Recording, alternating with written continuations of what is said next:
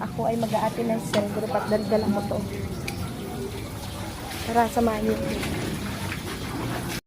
Kabekya, naglalakad ako kasi pupunta ako ng cell group namin. Bible study po.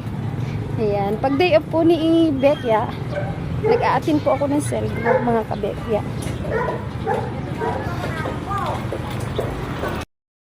Ayan, mga kabekya. Papunta po tayo sa cell group ko. Sa church po siya. Minsan, mga kabekya, hindi po ako nakakapag-attend kasi po pag iba po ang day off ko, pag nagtatampong Monday, Tuesday, so Thursday lang po talaga meron sila.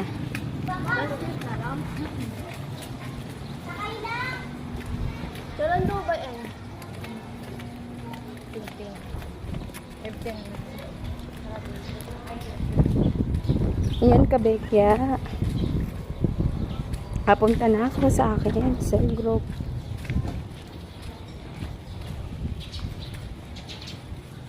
Ayan sila, mga kabekya. Salamat nakapag-atin ako ngayong araw na to. Kasi po, kadalasan hindi po ako nakakapag-atin. Dahil po hindi po Webes nagtataon ng aking group.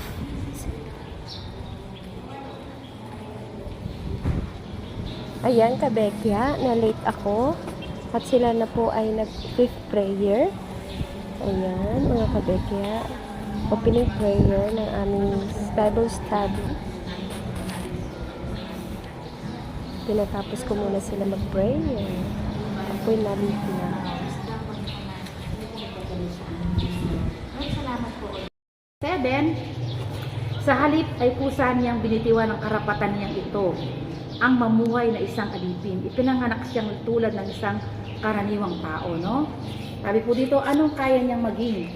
Sabi po dito, nakakagulat ito sa mga apostol nung hinugasan ni Jesus ang kanilang mga paa, no?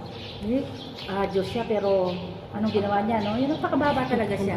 Hinugasan niya mga, di ba ayaw ng mga apostol na magpahugas sa kanila, no?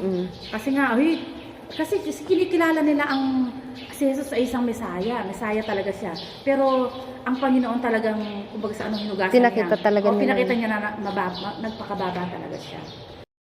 Ang kasaganaan, ang kasalatan, ang lahat ng ito'y magagawa ko dahil sa lakas ng kaloob ng ating Panginoon. Tunay nga, no, kahit anong maranasan natin. Ang 4 days. Sabi naman, ba, ati baby, ati China, Lisa, balik anulan eh. Pinaba ka to. Ay, nang makain pa. Mag-order lang pa ng t-shirt. Wala. Ang ulit ang nala. Ano yan, iwanan ito magpulo? Kasi siyempre, hindi naman 300. Sumulong na naman.